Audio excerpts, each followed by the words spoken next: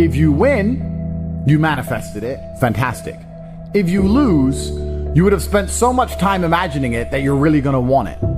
And because you're really going to want it in your mind, you're going to be more motivated to work hard than ever before. Most of you do not use your mind for what it's for. You've forgotten how to imagine things. But you cannot close your eyes and vividly imagine. You can't give yourself goosebumps. You can't evoke an emotion in yourself anymore. This is an age-old skill that humans had very recently up till social media. You should be able to close your mind and imagine the life you want to live so viscerally, to the point where you can taste it, so that this reality, the one outside of your mind, feels like nothing but a prelude, a ramp, which allows you to get where you want to go. The mind is that powerful. If you ask any champion of anything, they always envision themselves as champion all of the time. And the reason they do that is, one, so they feel confident, but two, so that if they don't become champion, they're more angry and more motivated for the next attempt to ensure that they do become champion. So that's the mentality and the mindset you have to have. Your mind is your number one ally in all things. A lot of you have been sabotaged internally by your own mind. Your own psyche is working against you. When you have negative thoughts that prevent you from being the best version of yourself, you should understand that your mind is attempting to betray you, and you should feel disgust because you have enough enemies. There are enough people in that opposing trench trying to destroy you. If you're watching this and listening to this right now, I promise you, if I were to give a button to most humans on this planet, if I were to go up to an average man, 25-year-old man of average income anywhere in the world, and say, if you press this button, this guy's gonna die. And I'll show a picture of you holding your dog, cuddling, being a nice little boy, whatever you're doing. I'll make you look sweet and innocent. I'll say, if you press this button, this guy dies, but you get $100 million. You do understand that 99.9% of people will press that button, right?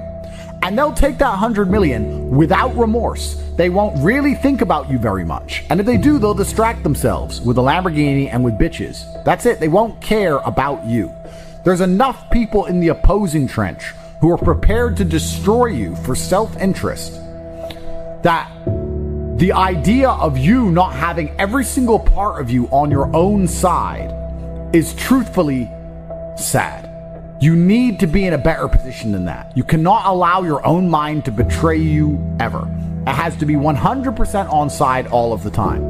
Once your mind is on side, once every part of your psyche is on your team, that's when you can go and look for other teammates. You can expand your network of other people whose psyche is all 100% on their side, and you have a unified outlook on the world. Then you can go and get things done. But the idea of self-betrayal is something most of you are struggling with and you didn't even realize. So as a thought experiment, we're going to sit here and I want you to actually think about it. How many times have you doubted yourself? How many times have you didn't feel like doing something you knew you were supposed to do? How many times has your mind tricked you into procrastination or being lazy? How many times has your mind convinced you that it was okay to fail and lose even though you didn't try your best? How many times have you sought comfort in excuses? How many times have you betrayed yourself?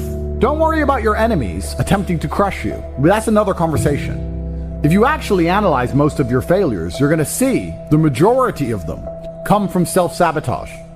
And once you're in a position like me where you never betray yourself, where your mind never lets you down, ever. My mind knew exactly what I had to do. I did not miss a single day's training. I did not lose my mind. I did not go mental.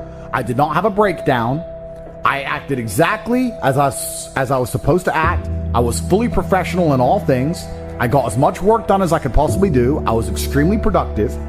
I used the experience for what it was. My mind never betrayed me. If you listen and look back on most of your failures, you're going to see that it was your own mind that betrayed you. It wasn't your enemies that tricked you. It wasn't your enemies that outmaneuvered you or outsmarted you. Most of you are not yet at high enough echelon to even have enemies of caliber. You were simply self-betraying. And until you identify that pattern and get yourself in the habit of ensuring that is impossible, then you're always going to lose against people who fully believe in themselves. You know, one of the things that stupid people have that makes stupid people quite successful sometimes is irrational self-belief. And the smarter you are, sometimes the harder it is to irrationally believe in yourself. But if you're dumb enough, you can be arrogant enough to have this irrational self-belief, and you will see some people be very successful, and you say, how is this idiot successful? Because they're so stupid that they don't consider the idea of failure. Their mind isn't advanced enough. They are not cognitive enough to consider betraying their own being. They only see outside. They don't self-reflect. If you're intelligent enough to self-reflect, you need to do it so that you can come up with feedback, so that you can constantly improve. But be very aware of the trouble that can come from a mind that's not 100% on your side. My mind is 100% on my side in all ways. If I have to do something difficult, even if my body can't do it, my mind believes I can do it all the time. And you'd be amazed how much of life, even in the physical realm, is mental. If you believe you can run a marathon, you can run a marathon. If you don't believe you can run a marathon, you can't run a marathon. Because a marathon is hard. And by believing in it, by truly believing you can do it, then you will your body to a different level than if you don't believe you can do it. It's the same with absolutely all things, including making money, including the gym, including dealing with mental struggle. Anxiety is self-betrayal. Panic is self-betrayal. Procrastination is self-betrayal. Laziness is self-betrayal. Lacking motivation is self-betrayal. All of these things are self-betrayal. Most of you, your largest enemy on the planet today is yourself. You are the one who is destroying your own prospects because you don't have your own mind under control. And one of the things that's crazy about the world is your mind is one of the few things you can control. You can't control very much else. You can only control your mind. It's the only thing you have control over. So if you don't control it absolutely, you're going through life with no control over anything. You don't control your own mind, which means by extension, you do not control your life, you do not control your woman, you do not control the weather, you don't control nothing. You're just an empty vessel going through life with zero control over anything. You can control, once your mind's in check, your reaction and attitude to things. When you're in the trenches, there's people who give up, there's people who quit, there's people who sow FUD, there's people who feel sorry for themselves, there's people who want an easy way out, and there's other people who say, listen, this is a test, and the only way we're going to get this done is to be irrationally positive all of the time. He's like, well, what can I do about the price of Bitcoin? Perhaps nothing. But the universe may reward you karmically if you at least try to do something positive. Go for a walk, go for a run, burn some calories. Why don't you go down to the nearest grocery store and buy the old lady's groceries? How about that? You're unhappy that Bitcoin's gone down. Fine. What I recommend you do, although you may not understand this because you don't see them as linked, but karmically all things are linked inside of this universe. Go down to the local grocery store and buy some groceries for an old lady. That's what you should do to fix the Bitcoin price. Now, will that genuinely affect the Bitcoin price? I don't know. It's amazing how this world works. Perhaps in some strange version of events, that slight delay in her thanking you and her getting in the car ends up leading to an increase in the Bitcoin price. But even if it doesn't, perhaps you'll learn something about not being so attached to money. Perhaps you'll feel grateful and understand you have a lot more spare money than you thought in the first place. Perhaps your attitude to the world will change, which will allow you to be more open-minded so that you can approach opportunities in a different way so that you make more money later on. Karmically, it's impossible for us to tangibly link how that positive action will lead into something else positive in your life later on. We just have to have faith that it will, because it will. So when I said this to this guy, he's like, LOL. That's his reply. He replied LOL when I said he should go buy groceries for somebody. And he doesn't understand the world. And I thought, well, why don't I go speak to thousands of people and talk positive then? Not to save him, but just to put my money where my mouth is. Just to prove that you can just do something good. And if you just do something good, it is better than doing nothing. Rain dances work. If you need it to rain, you shouldn't sit and pray. You shouldn't sit and hope. You shouldn't sit and complain that it's not raining. You shouldn't sit and wait. you should rain dance. Does a rain dance make clouds appear? No. But you should take action. Perhaps your rain dance, although will not make clouds appear, will be viewed by a tribe high on the mountain far away, and they'll look down seeing you rain dance and realize that you need water. And then maybe Providence and luck will have this tribesman appear with big barrels of water saying, we think you might need water and we have some spare.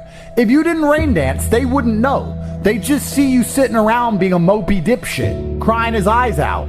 That's why it's so important to take action in all things. Action solves all. Raw action is the answer.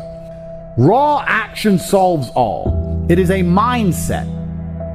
So this dipshit complaining about this crypto price, he's not prepared to rain dance. He's not prepared to help a granny with her groceries. He's not prepared to do anything. God does not reward men that way. God rewards men who attack the world. You have to go and get things. You have to show that you deserve them. Even in mating, men go get the woman. Men go get money. Men go take land. Men go. We go and happen to the world. The world doesn't happen to us. What did we say earlier about if you try your absolute best, you can always find the W even in the L? I tried my absolute best, so I win. Raw action solves all. If you had that kind of attitude, you wouldn't be looking at a crypto price and sitting there praying and hoping like a dork. You'd be doing something about it. Oh, I need your help. Do you? I don't even see you trying. And that's how God views things. That's how, in fact, most wealthy people view things. I haven't seen you do anything that warrants me giving you a second of my help. People feel like rich people are horrible because we don't help the normies. Even if you try and help normies, most of them are beyond help because they are self-sabotaging and lazy. You have to at least show to the people who are important in the world that you're not those things in the beginning if you ever want to be taken seriously, at least. That's one of the first things you can do. But I want to see that you give a shit. I only want to give money to people who know how to rain dance. I only want to give money to people who sit and believe that the rain dance is the answer. I like rain dancers. I like people who sit and say, I don't know what to do, so I'm going to do something. I don't know what to do, so I'm going to just do something positive. I don't know how to make Bitcoin go up. I'm going to buy an old lady groceries. I don't know what to do, but inaction in and of itself is an action. And men of honor do not allow the universe to decide for them. They decide their fate. And you decide your fate with hard work and vigor in all things. In fact, I would argue that a lot of you probably heard about Bitcoin in 2007 or 2009 or 2011, whenever. But you were so uninterested in doing your due diligence, so uninterested in being proactive that you just ignored it. You probably don't even remember being told about it because you didn't give a shit. Yeah. And then you have the gall and audacity to sit here and say, if someone told me about Bitcoin back then, I'd be rich. No, you wouldn't. If you're the kind of person who would have got rich from Bitcoin back then, you're the kind of person who can get rich right now by taking action, by paying attention. If you're refusing to do the right things now, you would have never done the right thing. And retrospectively identifying your failures and identifying how many right things you've missed out on is actually a form of hard cope. Oh no, I just don't have the chances. You've had chances and wasted them. And you have another chance right now to do your rain dance. You have a chance. You're sitting here right now during a chance. You have a chance from God because you're breathing. You have a chance right now to get things done. Now you can retrospectively look back on this period of time and go, oh yeah, I was young and energetic, but I wasted it. But if someone had just told me to try hard at this, I would have been. I'm telling you right now, I'm telling you about Bitcoin in 2009, but you're not going to do anything. It's almost impressive how difficult it is to make the average person move. The average person is a statue getting shit on by the pigeons, and they'd rather just sit there covered in shit than move. It's very hard to inspire people to take initiative to save themselves. It's incredible. Why? When they know that it's going to work. Some people are just born to lose. These are people who are betrayed by their own mind and can't be influenced even from the external because their own mind betrays them. There's a devil on their shoulder constantly holding them back. When you watch old kung fu movies and you see a master and he has chi, I totally understand the danger of a man with endless chi, endless internal power that he can convert into anything he wants it to be, whether it be mental fortitude at the time, physical fortitude, whether he can exert it as an attack. Chi is a super real thing, and it's self-generated. It is a decision. I want you to understand how my mind works. My core principle is endless work, endless attack. That is how you win in the end. You never give up and you endlessly persevere. It's hard to destroy the man who endlessly perseveres. Perseverance is the key. It is very easy to accept an L when you've tried your best. It's easy. The reason I don't like that saying, well, as long as you tried your best, is because most people don't try their best. If you do try your best, it's very rare you fail. In fact, it's nearly impossible. People say it's okay to lose if you tried your best. The secret to the universe is if you try your best, you hardly ever lose. It takes some freak accident or the will of God to ensure that you don't pull it off if you actually try your best. And on the few scenarios that's happened in my life, I'm happy to take the L because I can say, I couldn't have tried any harder.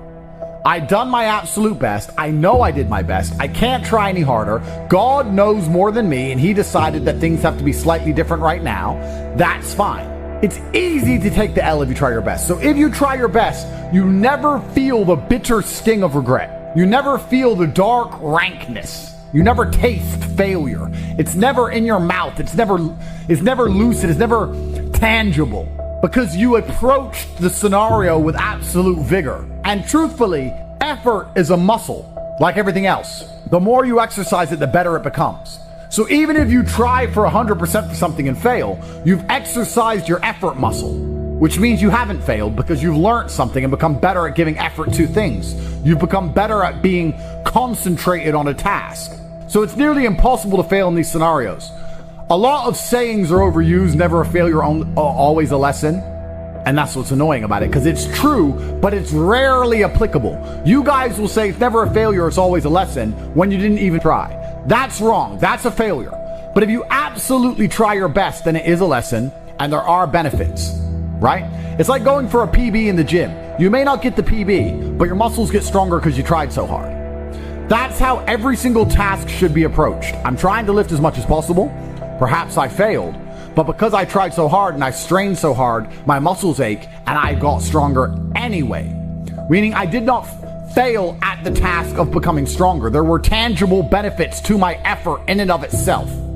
Making things happen is the masculine essence to how you should approach the world. Work harder than ever before to be monumentally rewarded more than ever before.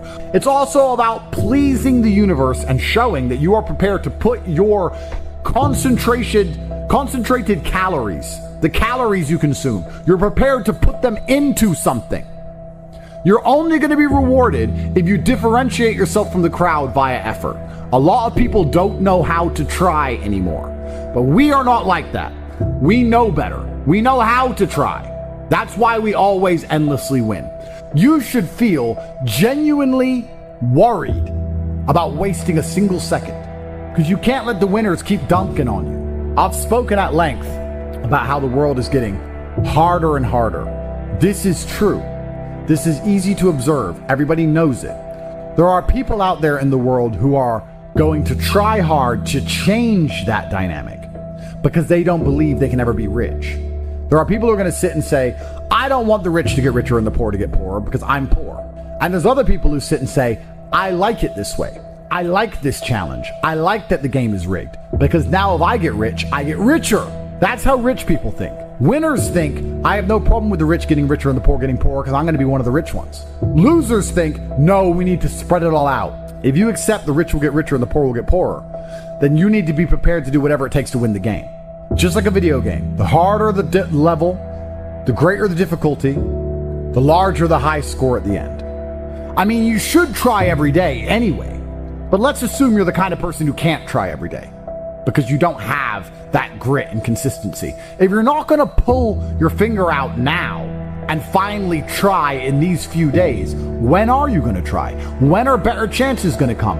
Because they're actually right in front of you. This is a huge, important period in your life when it comes to your success and your finances.